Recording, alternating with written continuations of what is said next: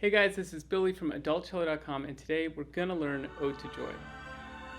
Before we get going though, please click on the link below. You can download the sheet music we'll be working on. It's got all the fingerings, all the bowings, so you can follow along at home. It also has a special promo code for my online course, Cello in 30 Days. I'll be having a 2-day sale, December 22nd and 23rd, and this is just a way for me to say thank you to everyone who supported this channel already. Go ahead, use the code at that time. The price of the course will be going up next year, so this is a great time to go ahead and enroll, or to go ahead and give it as a gift to someone you know who's about to start learning cello. It's a perfect kind of gift, I think. Cello in 30 Days, it's what I created to give you, the adult student, the best start on the cello possible. I used my own experience as an adult learner to kind of craft this course. It's 30 sequential lessons, and it takes you all the way from like, I'm not really sure how to even hold this thing, to now I can play 4 different scales, I can play 3 different pieces, I'm shifting into 4th position, I'm moving around, I'm pulling a beautiful ribbon of sound, I'm slurring notes, you name it. You know, a really good start to the cello. The great thing about the 30 sequential lessons is it lets me give information in a way that we work on something, and then in the next sequential lesson we sort of review what we've worked on and push it a little bit forward. That's a really good way to continue good habits and not let things get a little wonky.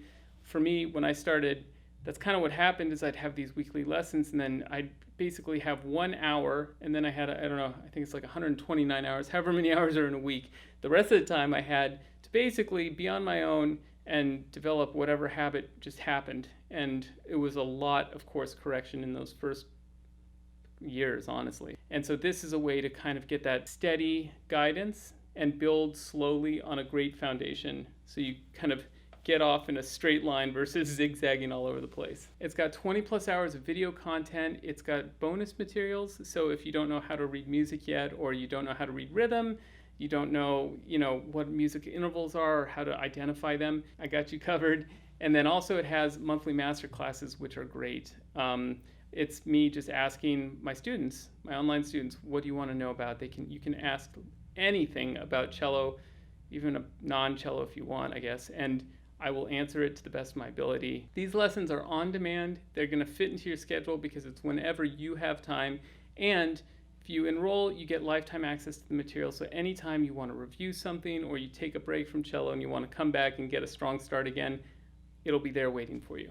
So without further ado, let's get started and we'll start learning Ode to Joy together. All right, so let's dive right in. We're going to take a look at Ode to Joy. So I just want to talk about what I would do when I'm learning a new piece of music. That's kind of what I cover in the course as well, is kind of how to learn on the cello. And first thing I would do is analyze the music just before I even start playing any notes. I just want to see what I'm about to be doing. Okay, so let's go ahead and take a look.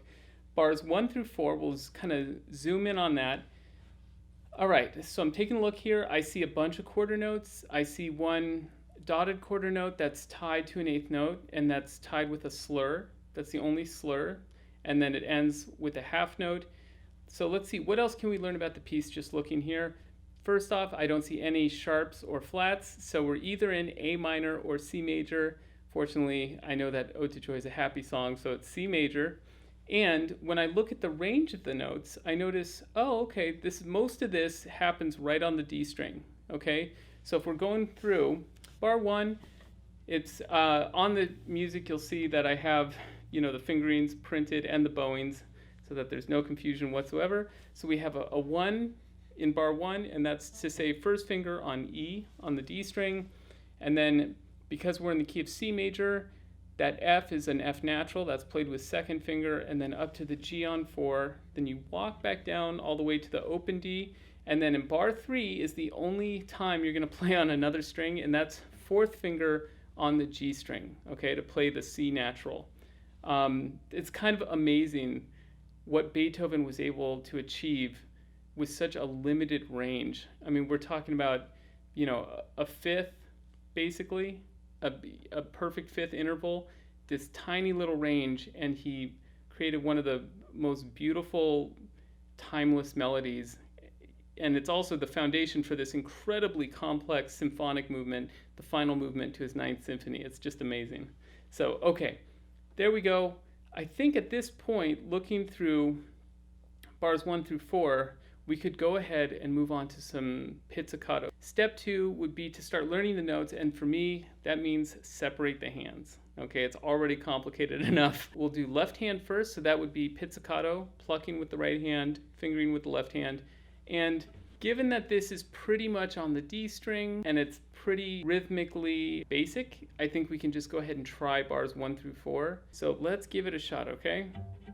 I'll count it off and you can join in with me or just watch and then try it at your own pace. Here we go. 1, 2, here we go.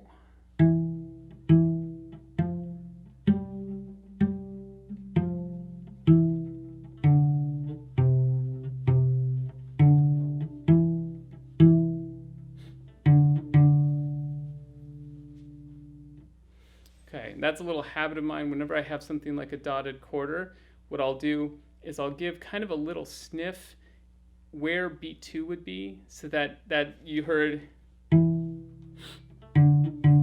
that kind of helps with not playing that 8th note either too late or too early. So the kind of little sniff I gave was just me keeping tempo consistent.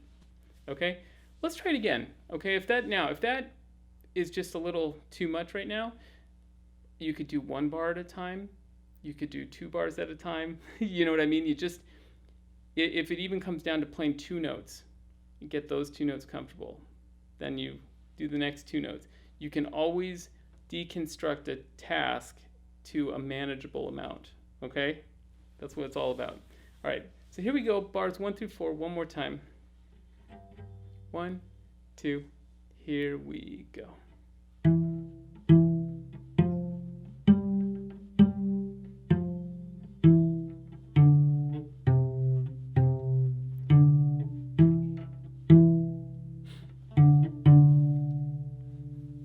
Excellent.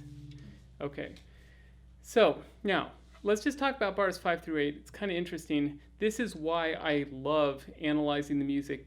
If I look at it, they're nearly identical. The only difference really is in the bar 8, the final bar, and that's the first is kind of the first part of a sentence, what we call a half phrase, and then you get the complete phrase in bar 8, so bars 1 through 8, and that's the complete musical thought.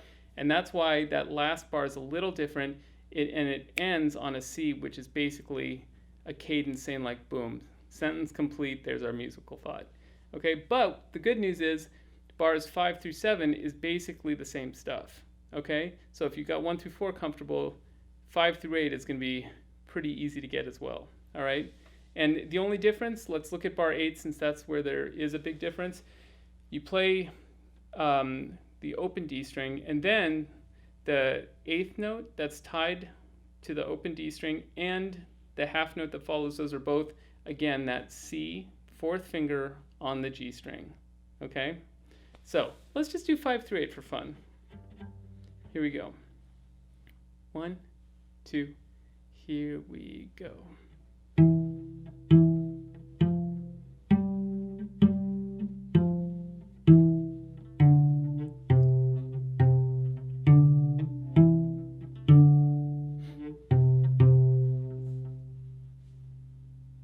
Great. Okay, so now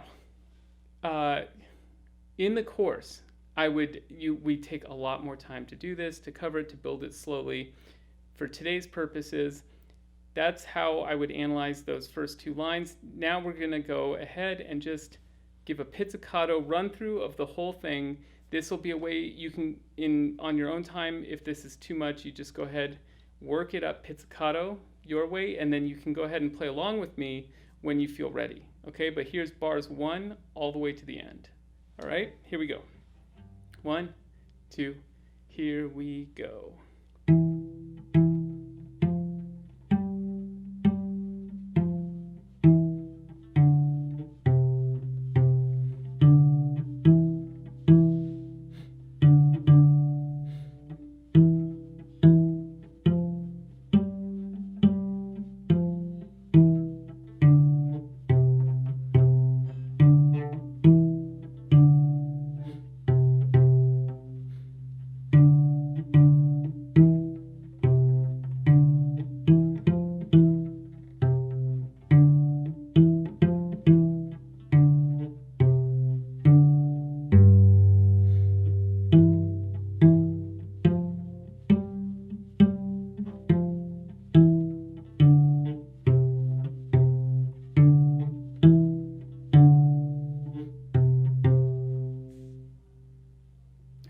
there we go. That's a run through, left hand only.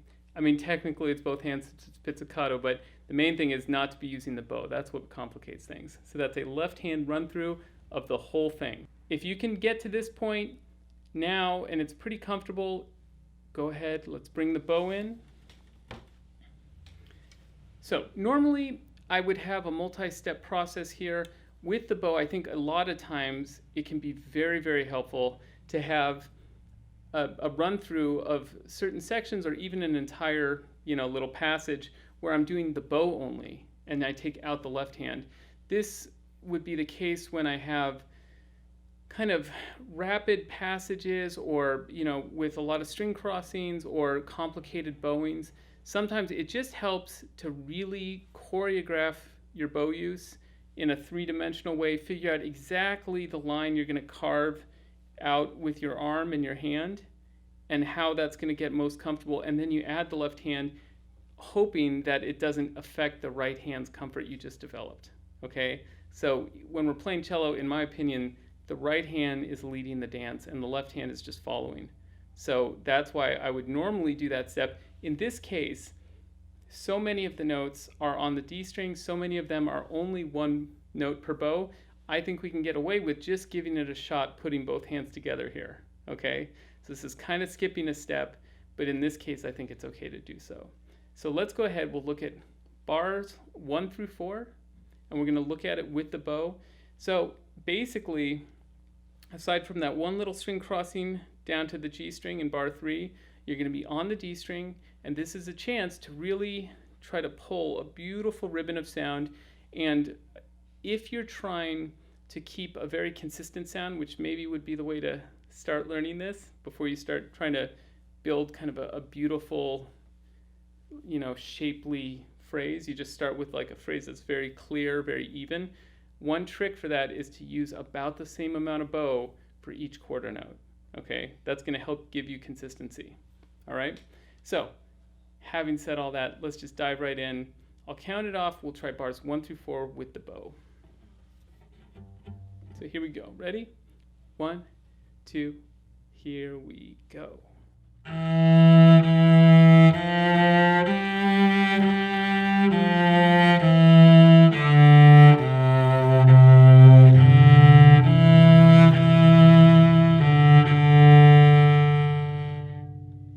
Places where there could be a little bit of discomfort might be the string crossing.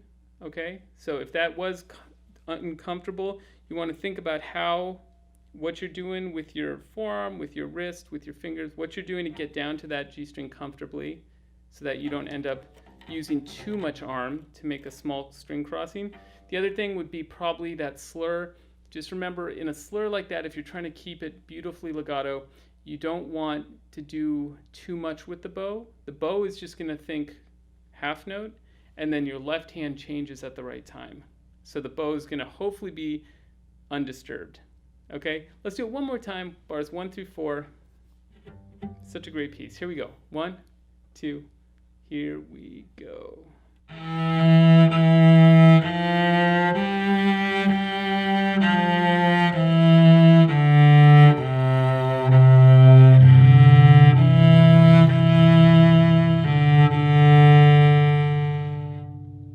So, now, what I would do for practicing the rest of this piece is you can just take that process and you can break it down even more. Like I said, you can do 2 bars at a time, you can do just 1 bar, focusing on a really beautiful quality of sound, okay? Then you just slowly piece that together to where you can play 1 through 4 comfortably. Do the same process with 5 through 8, same process with 9 through 12, and then 13 to 16. And then you try to get it all together, okay? So now I'm just going to play through it, bars 1 all the way to the end, and this will be kind of like a final draft that you can, after your practice, you can play along with me and kind of enjoy a little chamber music experience, okay? 1, 2, here we go.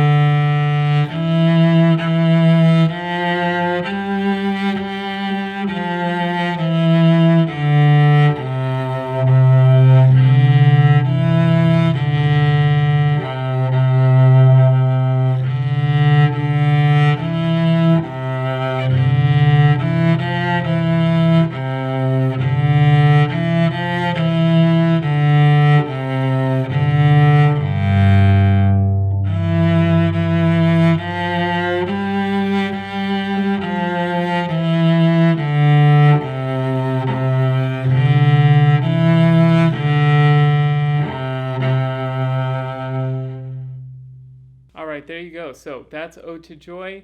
Hope you enjoyed it. If it seems like something you'd want to work on in more depth, my course would be a great option. That's the entire week 2. Well, we do other stuff in week 2, but that's the piece you learn in week 2. And like I said, there'll be that promotional code. It's the first one I've ever done. So the sale's from December 22nd to 23rd, 2-day sale. I'll be opening up the course. And yeah, I hope you enjoyed. If you haven't subscribed already, please consider doing so. I'd really appreciate it. See you next week.